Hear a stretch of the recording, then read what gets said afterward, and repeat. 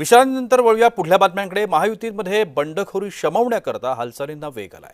सुनील तटकरेंनी रवींद्र चव्हाणांची भेट घेतली आहे। बंडखोरी मोडीत काढण्याबाबत दोन्ही नेत्यांमध्ये चर्चा झाली आहे। 17 जागांवरती सामंजस्य करण्याबाबत देखील या दोघांमध्ये चर्चा झाल्याचं समजतंय।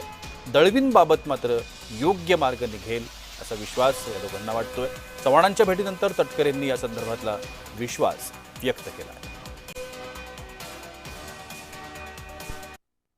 कोकण मतदारसंघामध्ये सुद्धा राष्ट्रवादी काँग्रेस पक्षाला ही जागा मिळत असतानाच जसं मी काल देवेंद्रजींचा उल्लेख केला, मुख्यमंत्री म्हणून शिंदे साहेबांचा केला, तसं चव्हाण साहेबांचे सुद्धा प्रदेश भारतीय जनता पक्षाचे अध्यक्ष म्हणून त्यांचंही त्याच्यामध्ये सहकार्य लाभलेलं होतं। आज ही चर्चा, आजची भेट ही सदिच्छा भेट होतीच, पण त्याचबरोबर आता ह्या सगळ्या जागांच्या वरती एकमताने ही निवडणूक ला सामोर जात असतानाच त्याच्यातलं सामंजस्य कसं करता येईल या दृष्टिकोनातून आम्ही त्या ठिकाणी चर्चा केली।